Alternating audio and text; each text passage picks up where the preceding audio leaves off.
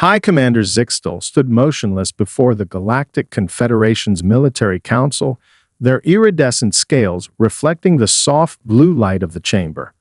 The assignment datapad felt unusually heavy in their lower appendage. "You want me to inspect a training facility on Earth?" Zixtal's voice modulator carefully masked their disbelief. "Surely there are more pressing matters requiring my attention in the Centauri sector." Council leader Venrick's crystalline form shifted colors, displaying subtle patterns of authority. "This is not a request, High Commander. Earth's admission to the Confederation's military alliance requires thorough evaluation of their training methods. Your experience makes you uniquely qualified." Zixtal's secondary hearts quickened their pace. 3 centuries of military service, including successful campaigns against the silicon-based hexadrans and the notorious Swarm, reduced to evaluating combat training on a Class 3 developing world. The humans had barely mastered faster-than-light travel 2 centuries ago. During the journey to Earth, Zixtal reviewed the preliminary data. The humans' chosen location for their premier military academy seemed illogical. Positioned along a river, surrounded by elevated terrain that made it tactically vulnerable. The datapad displayed images of stone buildings that appeared ancient by Confederation standards. How typical of younger species to cling to obsolete architectural designs. The transport ship emerged from hyperspace at the edge of Earth's solar system. Zixtal observed the blue-white planet through the viewing portal, noting the primitive orbital defense platforms. Their protective exoskeleton rippled with amusement. The entire planet's military infrastructure could be disabled by a single Confederation battlecruiser. As they descended through Earth's atmosphere, Zixtal's scientific curiosity briefly overcame their professional disdain. The planet's gravity was higher than most inhabited worlds, and its atmospheric composition was remarkably rich in corrosive oxygen. The transport sensors detected thousands of different life forms, suggesting an unusually competitive evolutionary environment. The landing zone came into view, a vast open area the humans called the Plain. Zixtal's 4 eyes blinked in succession as they processed the scene below. Hundreds of young humans moved in perfect synchronization, their movements precise and purposeful. The commander's neural sensors detected no evidence of cybernetic enhancement or psychic linkage. How were they achieving such coordination through purely biological means? A small delegation waited as the transport touched down. Zixtal activated their atmospheric filters and emerged with practiced dignity. The human in front stepped forward, older than the others, wearing a uniform adorned with symbols of rank. "High Commander Zixtal, welcome to West Point. I'm Superintendent Chen. We're honored to have a warrior of your distinction visit our humble academy." Zixtal's translator caught the subtle emphasis on warrior. Interesting word choice. Most species would have said officer or commander. "The honor is mine, Superintendent," Zixtal replied diplomatically. "Though I confess some surprise at your training methods. Surely modern warfare has evolved beyond physical formations." Chen's expression remained neutral, but Zixtal's empathic sensors detected a flash of amusement. "Perhaps you'd like to observe morning training tomorrow. It begins at 500 hours. Before local sunrise, in these temperatures." Zixtal's environmental suit was already adjusting to the unseasonable cold. "Of course, our cadets train in all conditions: heat, cold, rain, snow. The enemy doesn't wait for perfect weather, after all." Zixtal's translator struggled with the concept of snow for a moment before supplying the definition: frozen atmospheric precipitation. The commander stared at Chen, waiting for any indication of humor. There was none. "I look forward to it," Zixtal lied smoothly, making a note to recalibrate their environmental suit for extreme conditions. As they followed the superintendent toward the ancient buildings, they observed more formations of young humans in the distance, running with heavy packs across difficult terrain. A strange sensation crept through Zixtal's neural network, something they hadn't felt since their first combat deployment. It took several moments to identify the unfamiliar emotion: uncertainty. This assignment might be more interesting than expected. The pre-dawn air bit through Zixtal's environmental suit with unexpected ferocity. Their thermal regulators whirred in protest as they stood at the edge of the training ground, watching darkness give way to the first hints of sunrise. The commander's chronological implant confirmed the absurd hour, 4:58 local time. Superintendent Chen stood nearby, seemingly unbothered by the cold. "The cadets will arrive shortly," he said, his breath visible in the freezing air. "They've already completed their morning hygiene routines and quarters inspection." Already. Zixtal's secondary vision enhanced the dim light, revealing frost on the grass. When did they begin their day? 4:30. Standard wake-up time. Chen's casual tone suggested this was perfectly normal. Before Zixtal could respond, the sound of synchronized footsteps caught their attention. Hundreds of cadets emerged from the morning mist, moving in formation. Their uniforms were simple, lacking the environmental protections that Zixtal considered basic necessities. The commander's biosensors indicated the temperature was well below optimal for human performance, yet the cadets showed no signs of discomfort. "Begin." Chen's voice carried across the field without artificial amplification. What followed defied Zixtal's understanding of biological limitations. The cadets moved through a series of increasingly demanding physical exercises, push-ups, sprint intervals, and something called burpees that seemed designed specifically to exhaust the human body. "Fascinating," Zixtal murmured, recording everything with their neural implants. They deliberately stressed their bodies to point of failure. But why not use strength enhancement technology? Surely. Their voice trailed off as they noticed something extraordinary. The biosensors were detecting increased endorphin levels among the cadets. "They're enjoying this." Chen smiled. "The body adapts to the challenges we give it. Each morning session makes them stronger, more resilient." A commotion drew Zixtal's attention. One cadet had fallen during a sprint, their leg cramping visibly. The commander expected a medical drone to intervene, but instead, something more remarkable happened. Two other cadets dropped back, flanking their struggling companion. "They're compromising their own performance to assist," Zixtal noted disapprovingly. "Surely this defeats the purpose of individual evaluation?" "Watch," Chen replied. The struggling cadet got up, supported by their companions. Instead of leaving the formation, all three continued, matching pace with the group. The injured cadet's face showed clear signs of pain, but their determination never wavered. Zixtal's neural network buzzed with confusion.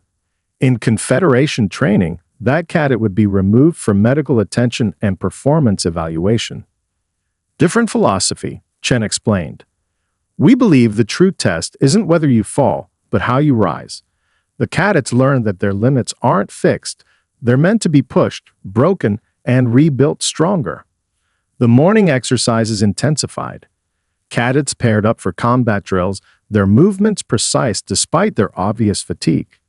Zixtal observed with growing unease as the humans practiced taking falls on the frozen ground, getting up immediately to continue.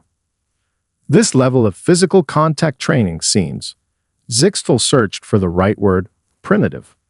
Chen's response was interrupted by a sudden change in the formation. The cadets began moving through complex martial arts sequences, their synchronized movements creating patterns visible even from above. Zixtal's tactical analysis subroutines activated automatically, identifying at least 7 different combat styles being practiced simultaneously. They're not just exercising, Zixtal realized aloud. They're programming muscle memory for multiple combat scenarios, all while operating in suboptimal conditions. Every morning, every weather condition, every season, Chen confirmed. By graduation, these movements are as natural as breathing. The sun finally crested the horizon, illuminating the training ground fully. The cadets, despite 2 hours of intense physical activity, showed no signs of stopping. Their faces glistened with sweat that froze in the morning air, yet their formations remained precise, their movements controlled. Zixtal made another neural note. encrypting it with their highest personal security code. Human military training begins by redefining what their bodies can endure. Most disturbing revelation, this is only the start of their day. The Academy's dining facility puzzled Zixtal's sensory apparatus. Instead of the expected nutrient dispensers and protein synthesizers, the vast hall contained long tables where cadets gathered in groups. The noise level exceeded recommended parameters for efficient consumption, and the air carried a complex mixture of organic compounds. "You actually prepare food from raw materials?" Zixtal asked, watching servers distribute plates loaded with various substances. Their chemical analyzer identified proteins, carbohydrates, and an alarming amount of sodium chloride. "Breaking bread together builds bonds," Chen explained, leading them through the busy hall. "Some of the most important lessons aren't taught in classrooms." Zixtal's translator struggled with the idiom breaking bread before supplying context.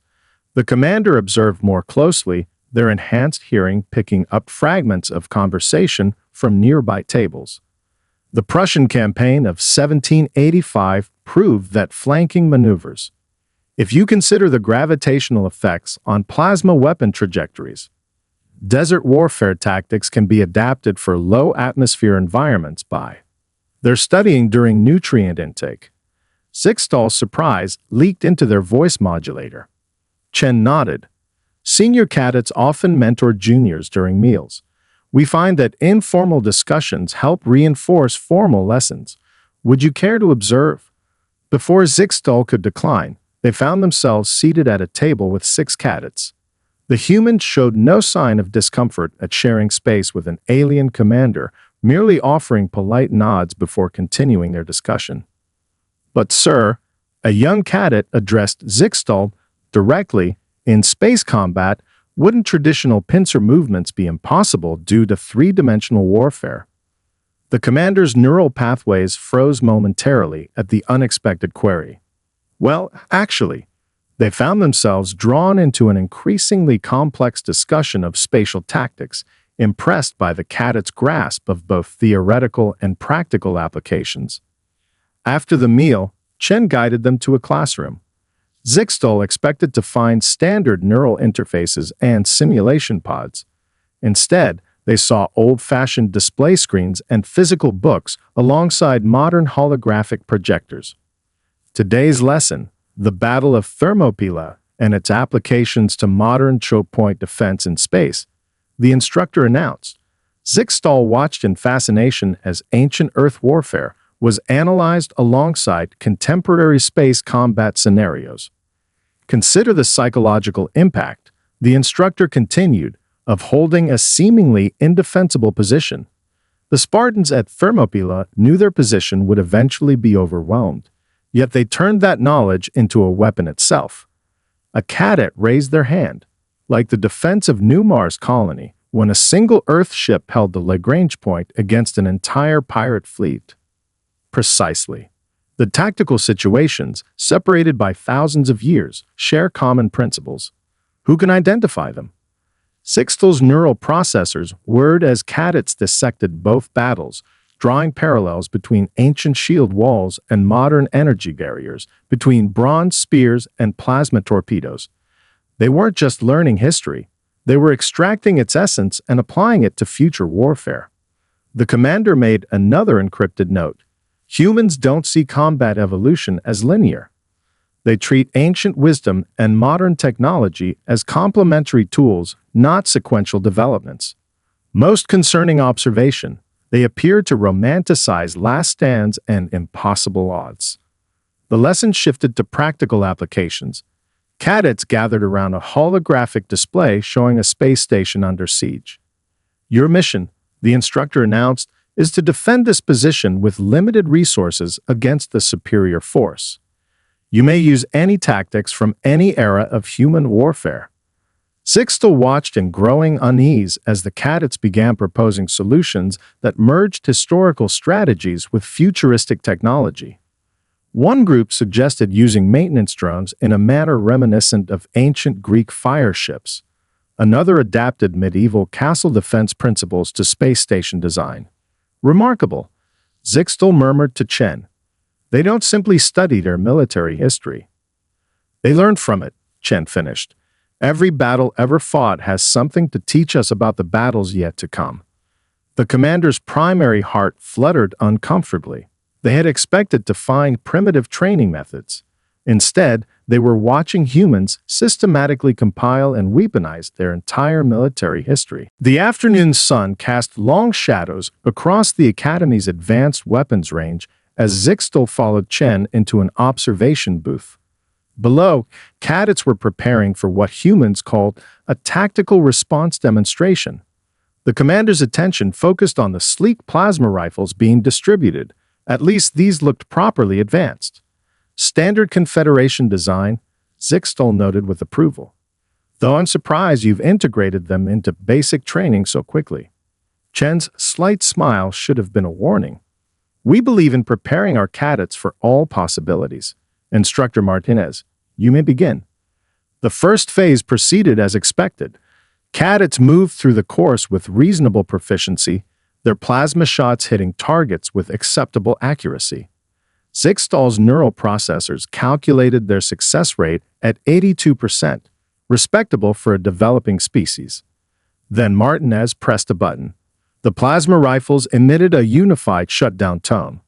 Weapons malfunction, Martinez announced. Adapt and overcome.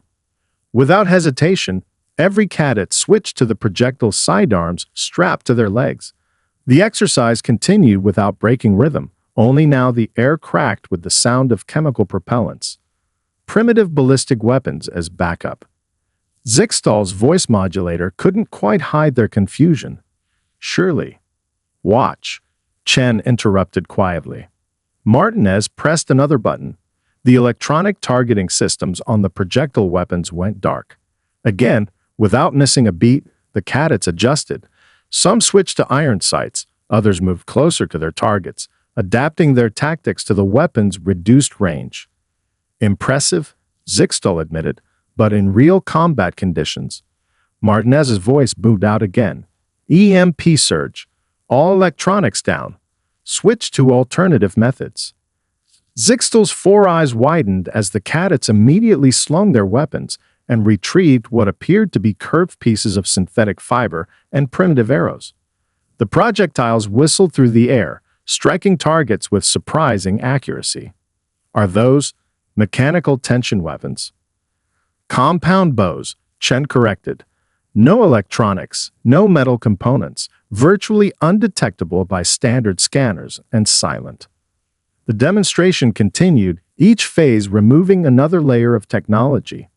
The cadets adapted seamlessly, moving from advanced weapons to primitive ones, then to improvised tools crafted from their environment.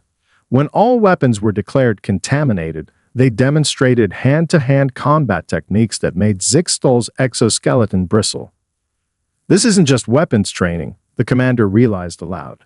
You're teaching them to function without technology.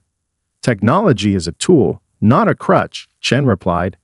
Every cadet learns to fight in any condition, with any weapon, or with no weapon at all. The final of the demonstration involved the cadets splitting into two teams. One group was given access to all available weapons and technology. The other was limited to basic tools and the natural environment. Surely this is an unrealistic scenario, Zixtal protested. The equipped team has every advantage. 10 minutes later, the commander watched in stunned silence as the disadvantaged team achieved their objectives using elaborate traps, disguised positions, and coordinated tactics that turned the environment itself into a weapon. How? Zixtal's voice modulator crackled with distortion. Their equipment was superior in every way. Superior equipment doesn't guarantee superior results, Martinez said, joining them in the observation booth. We teach our cadets to see everything as a potential asset. Technology can fail, but human ingenuity is reliable. The commander's neural processors struggled to categorize what they have witnessed. In Confederation doctrine, loss of technology meant automatic tactical withdrawal. These humans treated it as merely another combat parameter to overcome. One more demonstration, Chen announced. Complete darkness, no tech, limited visibility. Zixtal watched as the lights dropped and the cadets moved through the course using only touch and sound to navigate. Their effectiveness dropped by mere percentage points. The commander added to their encrypted notes, "Most disturbing revelation yet. Humans don't just adapt to technological limitations, they plan for them. They're not dependent on their tools. They see combat as a purely tactical challenge, independent of technological advantage." In the growing dusk, Zixtal's primary heart rate elevated as they realized this wasn't even a special forces unit. These were just regular cadets. The evening brought Zixtal to the Academy's Strategic Command Center, where rows of holographic displays illuminated determined young faces. The commander's sensors detected elevated stress hormones among the cadets, yet their expressions remained focused and alert despite the long day of training. Tonight's exercise, Chen explained, tests their ability to handle complex strategic scenarios. We call it the Kobayashi simulation. Zixtal's neural processors accessed their diplomatic database. A training scenario designed to be unwinnable. We have similar programs. They teach acceptance of inevitable defeat. Chen's expression remained neutral. That's one interpretation. The simulation began. Holographic displays showed a civilian transport trapped in hostile territories, surrounded by overwhelming enemy forces. Cadets split into teams, each taking command of limited rescue resources. Impossible parameters, Zixtal noted, analyzing the scenario. The civilian vessel is too far for effective rescue. Enemy forces outnumber them 10-1. Standard protocol would be to acknowledge tactical reality and withdraw. A cadet team's strategy caught their attention. Instead of retreating, they were dividing their already limited forces into smaller groups. Fascinating, Zixtal commented. They've chosen to sacrifice themselves in multiple futile attempts rather than accept the logical outcome. Keep watching, Chen suggested. The first cadet team launched what appeared to be a reckless frontal assault. Enemy forces responded predictably, moving to intercept. The second team triggered a series of electromagnetic pulses in an asteroid field, creating a debris cloud that confused enemy sensors. A third team, meanwhile, had modified their ship's energy signatures to match space debris. They were drifting, nearly powerless, using the chaos of battle as cover to approach the civilian vessel. This is... Zixtal's voice modulator struggled to find the right tone. They're using the enemy's numerical superiority against them. The debris field limits their ability to coordinate large forces effectively. The simulation continued. The civilian ship was damaged, its engines failing. Rather than attempting a traditional rescue, the cadets implemented what they called a slingshot maneuver, using gravitational forces to accelerate the damaged vessel while their scattered forces prevented effective pursuit. They've changed the parameters of success, Zixtal realized. Instead of trying to defeat the enemy, they made the enemy's victory irrelevant, Chen finished. The civilian ship is safe. The rescue forces suffered heavy losses but achieved their primary objective. Before Zixtal could respond, the next scenario began. This time, the cadets faced a planetary invasion force. Their defenders were outnumbered, outgunned, and cut off from reinforcement. Surely now they'll recognize the necessity of surrender, Zixtal said. Instead, the cadets employed what they termed asymmetric warfare. They abandoned conventional defensive positions, dispersed their forces into small units, and began targeting the enemy's supply lines rather than their combat units.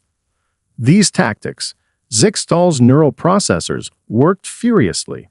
They're similar to historical Earth conflicts, but applying them to modern space warfare is effective.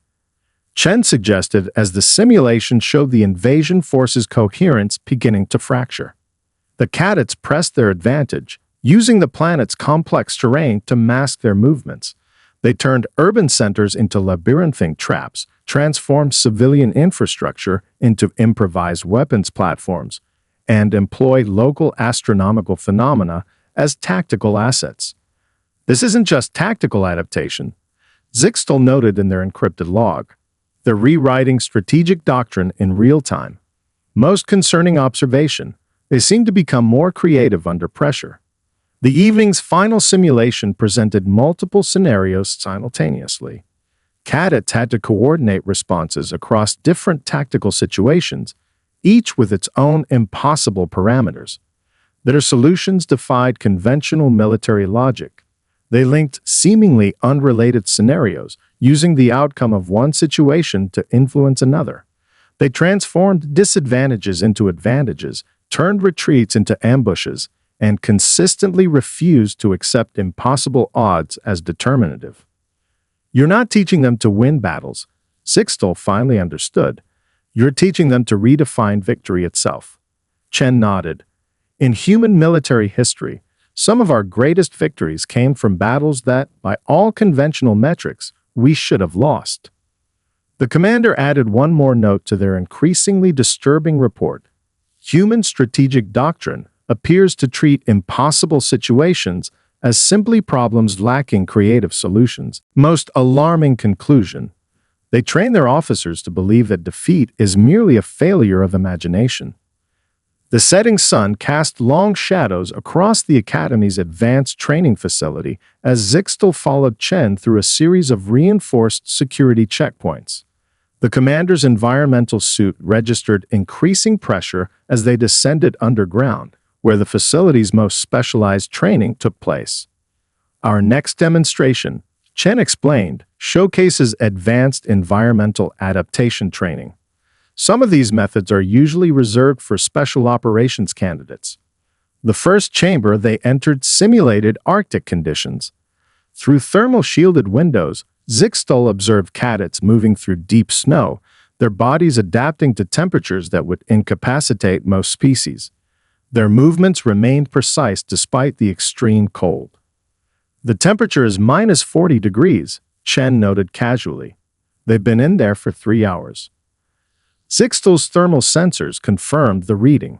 How are they maintaining operational efficiency? Even with environmental suits, such conditions should impair cognitive function. They're not wearing environmental suits, Chen replied. Just standard cold weather gear. The human body can adapt to extreme conditions if properly trained. The next chamber presented the opposite extreme, a scorching desert environment with heat waves distorting the air. Different cadets navigated the sand-covered terrain, conserving water and energy while maintaining full tactical awareness. From freezing to burning, Zixtal's voice modulator crackled with disbelief. In the same training session, environmental mastery requires adaptability, Chen explained. Watch this. A klaxon sounded, and both chambers suddenly flooded with water. The cadets smoothly transitioned to underwater operations, their movements barely hesitating as they adjusted to the new medium. No breathing apparatus, Zixtal noted with growing unease. They're operating on held breath alone. Humans can train to hold their breath for extended periods, Chen said. Most special operations candidates can maintain underwater function for at least 3 minutes, some much longer. The demonstration continued as the chambers drained and began rotating, simulating variable gravity conditions. Cadets adapted their movement patterns, using the changing gravitational forces to their advantage, rather than fighting against them. This chamber can simulate everything from zero gravity to 3 times Earth standard, Chen explained. Cadets learned to function effectively across the entire spectrum. Zixtal's neural processors struggled to categorize what they were witnessing. The humans weren't just surviving these conditions, they were learning to weaponize them. The final demonstration took place in a massive chamber designed to simulate different planetary environments. Various terrain types were represented: dense urban ruins, thick vegetation, mountainous regions, and underground cave systems. The challenge, Chen explained, is to complete mission objectives while dealing with randomly changing environmental conditions. As if on cue, the chamber's atmospheric pressure began fluctuating. Visibility dropped to near zero. Gravitational forces shifted unpredictably. Yet the cadets continued their exercise, adapting to each new condition as it emerged. How? Zixtal's voice modulator failed momentarily. How long does this training last? This particular session, 12 hours. Chen checked his chronometer. They're about halfway through. Zixtal watched as the cadets navigated a flooded urban environment in complete darkness, then scaled ice-covered cliffs in high gravity, then conducted precision shooting exercises in fluctuating atmospheric conditions. Their performance metrics remained remarkably consistent despite the endless environmental challenges. Your species, Zixtal began, then paused to recalibrate their voice modulator. Your species deliberately subjects itself to these conditions, voluntarily. These are just the basic environmental challenges, Chen replied. The advanced courses are considerably more demanding.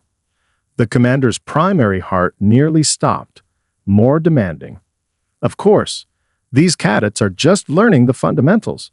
Our special forces operators can function effectively in environments that would be lethal to most species. Zixtal added a Priority 1 addendum to their report.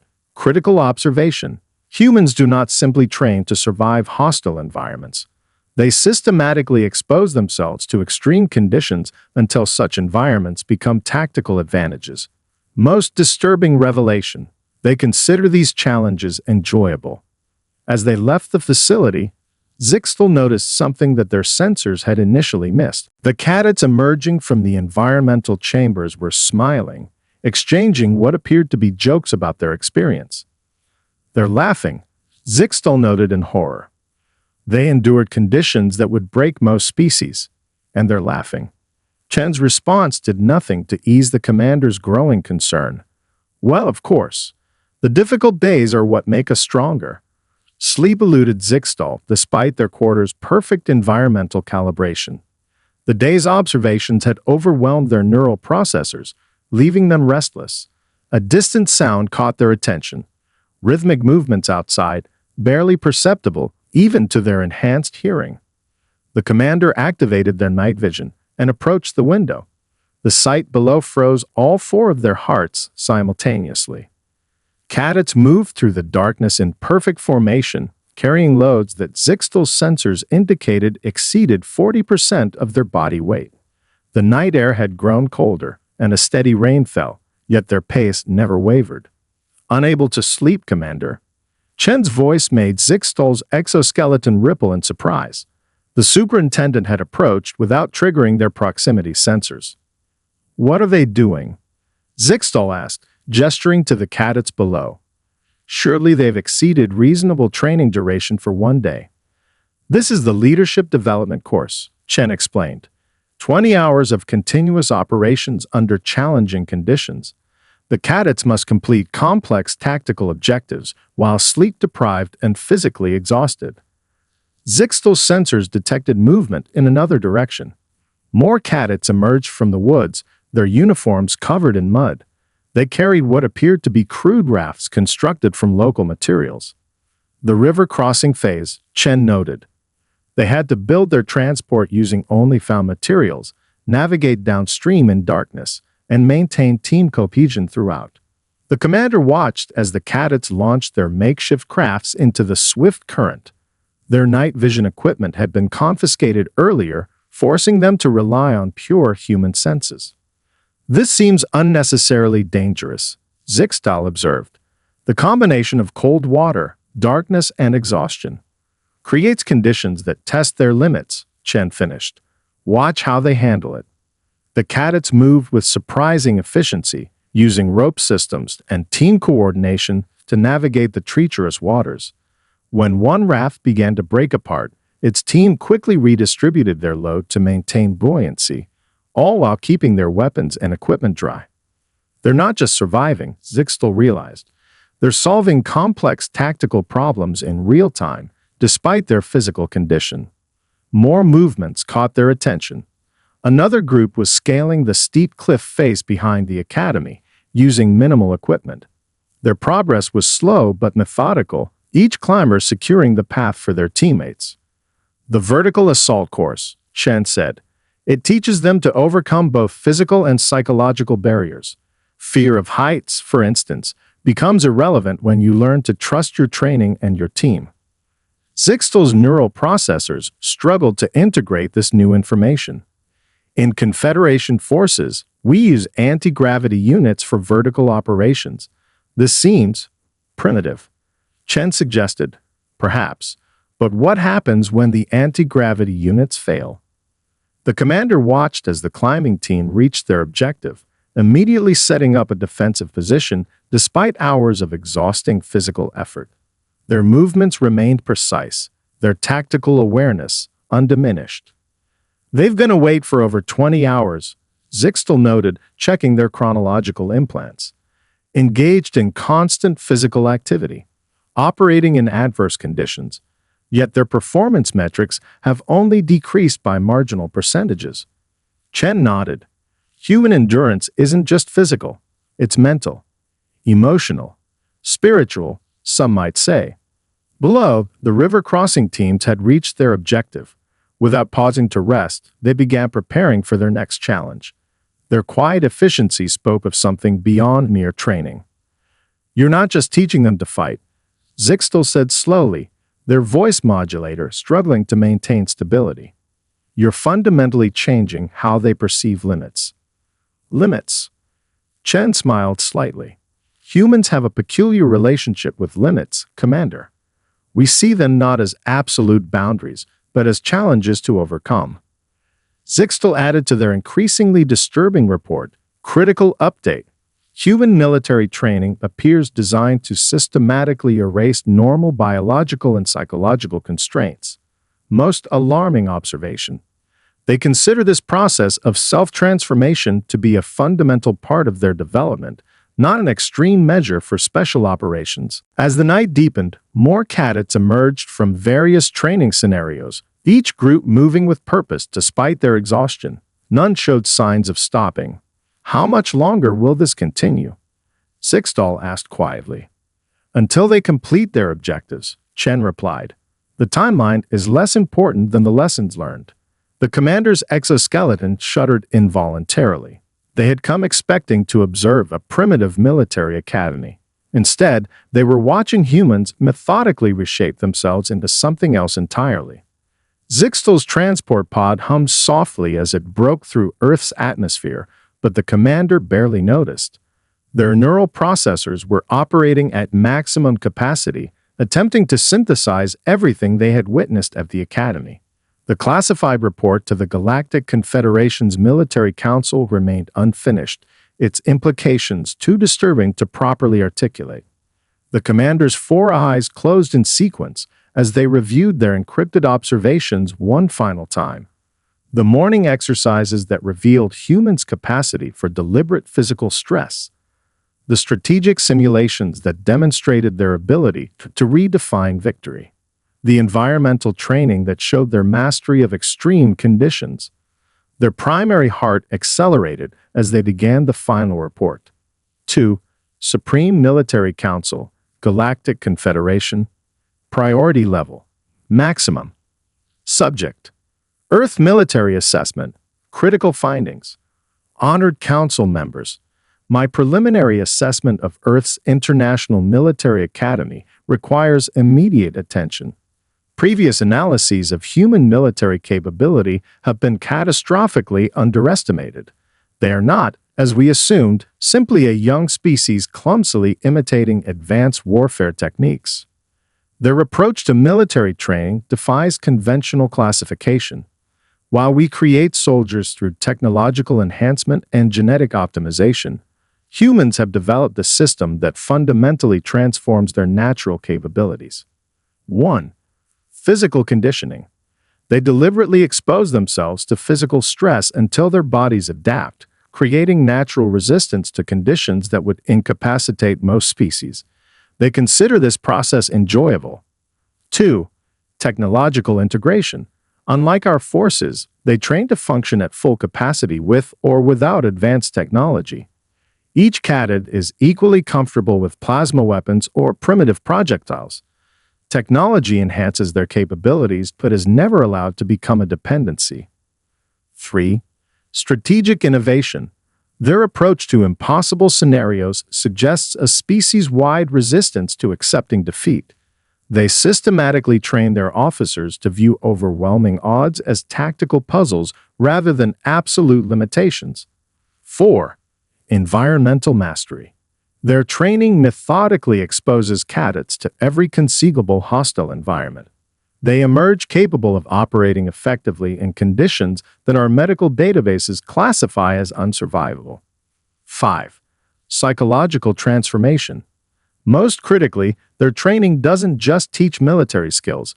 It fundamentally reshapes how their minds process challenges, limits, and impossibilities. Traditional military metrics fail to capture the implications of their methods.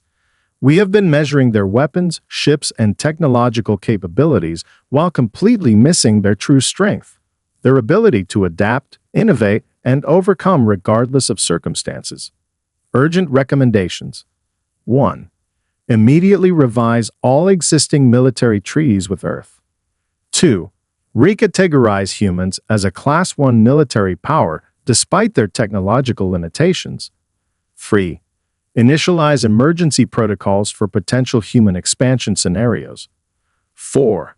Begin comprehensive study of human military history and training methodologies. Critical warning. What I observed was their standard training program, not their advanced or special operations preparation. The implications of what their elite forces might be capable of exceed my neural processor's capacity to calculate. Personal addendum. In 3 centuries of military service, I have never encountered a species that treats the systematic transcendence of their own limitations as a basic training requirement. The humans have created a military education system that doesn't just teach warfare, it transforms their fundamental nature. Most disturbing conclusion, they're not building an army. They're creating something that our tactical databases lack the proper terminology to classify. Each graduate of their academy emerges as a tactical innovator capable of redefining the parameters of possible victory. Final assessment. In any future conflict scenario, we must assume that human forces will operate beyond normal biological and tactical constraints. Their capacity for adaptation and their resistance to accepting impossible odds makes them unpredictable by conventional military analysis. May the eternal void grant that we never face them in actual combat. Respectfully submitted, High Commander Zixtal. 3rd Fleet, Galactic Confederation.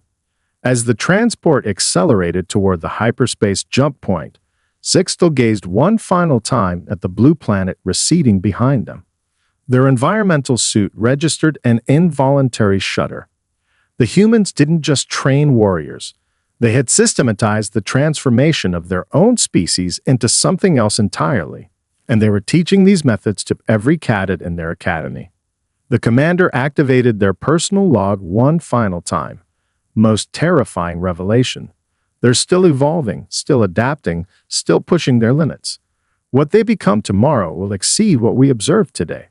The Confederation isn't ready for what humanity is becoming.